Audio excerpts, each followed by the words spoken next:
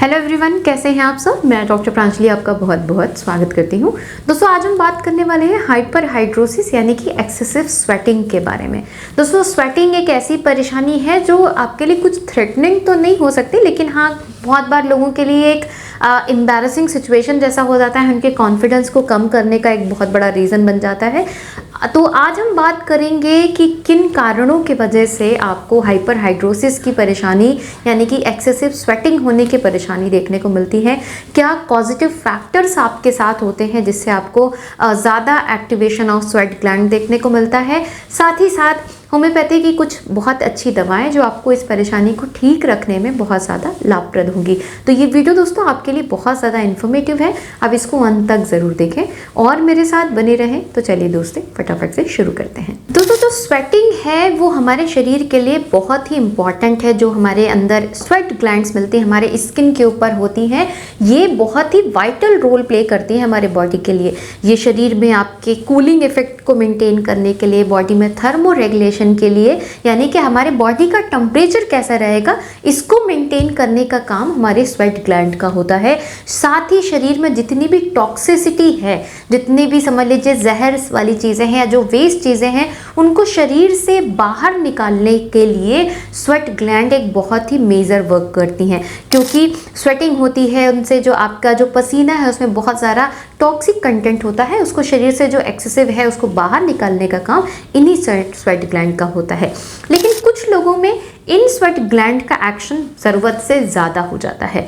उन लोगों में पसीना आने की जो टेंडेंसी है आम लोगों की अपेक्षा बहुत ज़्यादा बढ़ जाती है, जिसके फलस्वरूप उनमें जो पसीना है वो बहुत ज़्यादा मात्रा में निकलने लगता है। इवन ड्रिपिंग देखने को मिल सकती है कि आप ऐसे हाथ देखें तो पसीना ड्रॉप कर रहा है, आर्मपिट में बहुत ज़्यादा पसीना आ रहा है, पूरा कपड़े उनके पसीने से गीले हो जा रहे हैं, माथे पे बहुत ज़्यादा पसीना आ रहा है, गर्दन में आ रहा है, पैर के तलवों में आ रहा है। सो इतना एक्सेसिव पसीना आता है कि वो अपने फुटवेयर्स नहीं पहन पा रहे हैं, कपड़े पहनने में उनको दिक्कत होती है, हाथों से पेन को पकड़ने में दिक्कत होती है, लिखने में दिक्कत होती है। तो इस तरह की बहुत सारी चीज़ें होती हैं और पेशेंट्स के लिए बहुत बार ये एम्बैरसिंग सिचुएशन हो जाती है कि वो अब किसी से हैंडशेक कर रहे हैं या किसी से मीटिंग में मिलने गए हैं, तो वो एक उनके कॉन्फिडेंस को कम करने का काम करता है और इससे वो धीरे धीरे करके बहुत सारे मेंटल डिस्कम्फर्ट वाली सिचुएशन में जाने लग जाते हैं। सबसे पहले हमें ये चीज़ समझनी है कि जो हाइपरहाइड्रोसिस है कभी भी एक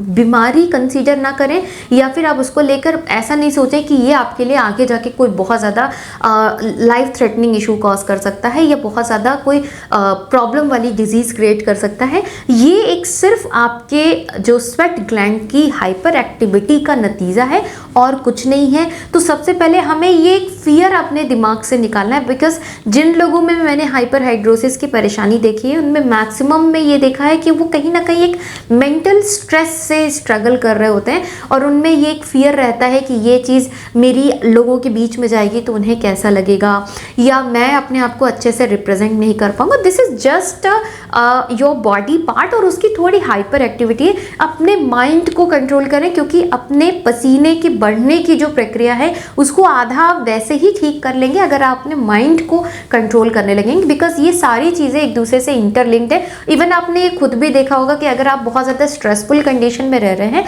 तो आपको पसीना ज़्यादा आता है।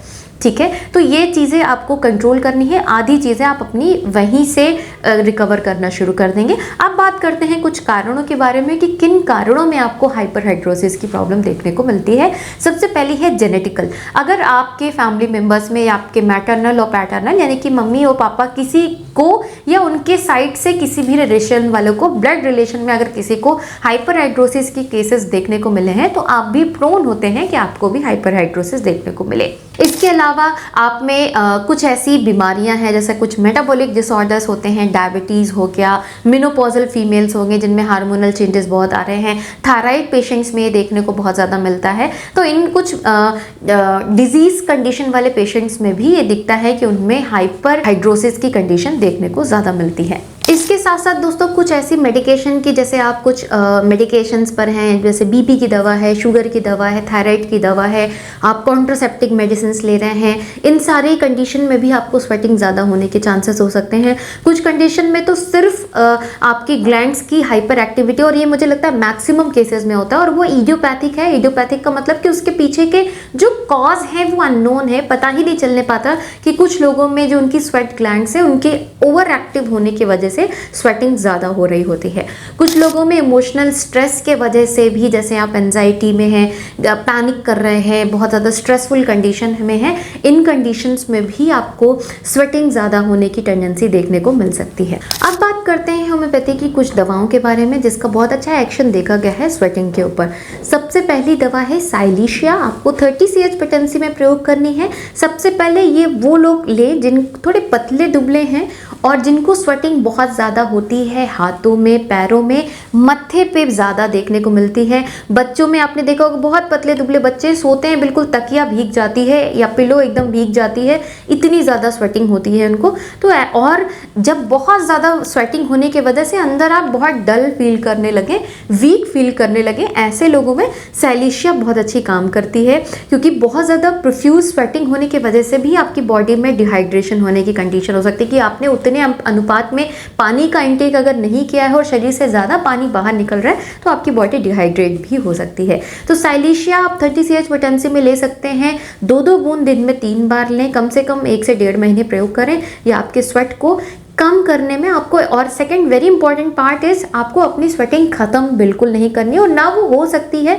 और अगर आप ऐसा करते भी हैं तो ये आपके लिए ज़्यादा डेंजरस होगा, बिकॉज स्वेटिंग होना आपके लिए बहुत आवश्यक है। शरीर के थर्मो रेगुलेशन के लिए स्वेटिंग का होना बहुत ज़रूरी है। बॉडी से टॉक्सिसिटी के निकलने के लिए स्वेटिंग का होना ज़रूरी है। बस हमें उसको थोड़ा कम रखने की आवश्यकता है, बंद बिल्कुल भी नहीं करना है और ना ही ऐसा सोचना है कि हमारी स्वेटिंग ही बंद हो जाए। नेक्स्ट मेडिसिन है कैलकेरिया कार्व। 200 पोटेंसी में, यानी कि 200 CH पोटेंसी में प्रयोग करें।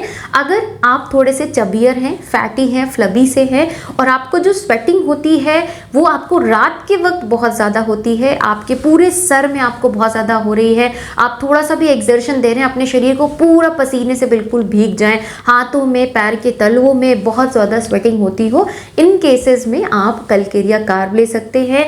200 पोटेंसी में सिर्फ 4 बूंद आप दिन में एक बार सुबह में आप ले सकते हैं। धीरे धीरे करके ये आपकी स्वेट ग्लैंड की जो एक्टिविटी है उसको थोड़ा सा नॉर्मलाइज करने में मददगार होगा और आपको स्वेटिंग को स्टेबल करने में हेल्पफुल होगा।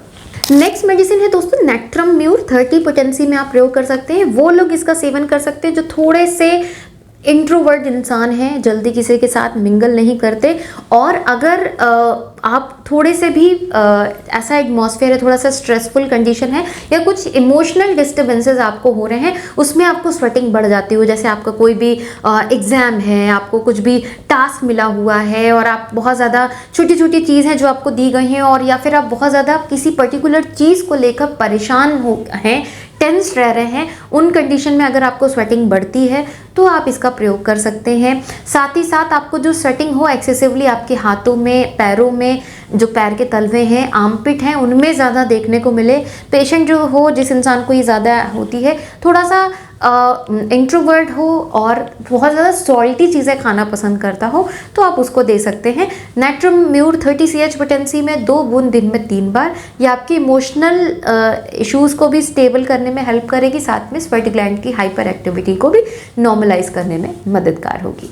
नेक्स्ट मेडिसिन है दोस्तों जैबोरेंडी। ये भी आप 30 CH में प्रयोग कर सकते हैं। अगेन ये बहुत अच्छी मेडिसिन मानी जाती है एक्सेसिव स्वेटिंग के लिए। अगर आपको बहुत स्वेटिंग के साथ बहुत ज़्यादा वीकनेस, डिबिलिटी आने लग जाती हो, साथ में आए दिन आपको स्किन के जैसे आपको हेयर की कंडीशन बहुत ज़्यादा हो रही है, आपके ग्रेइंग ऑफ हेयर भी बढ़ रहा है और आप बहुत यंग एज में इन सारी चीज़ों से सफ़र होने लग रहे हैं, साथ ही साथ आपको स्किन में भी आपको आए दिन इश्यू देखने को मिलने लग जाते हैं तो उन पे भी जबरंडी का एक बहुत अच्छा एक्शन देखने को मिलता है। इसको भी आप 2 बूंद दिन में 3 बार ले सकते हैं। ये आपकी स्वेट ग्लैंड की जो हाइपर एक्टिविटी है उसको कम करने में भी हेल्प करती है।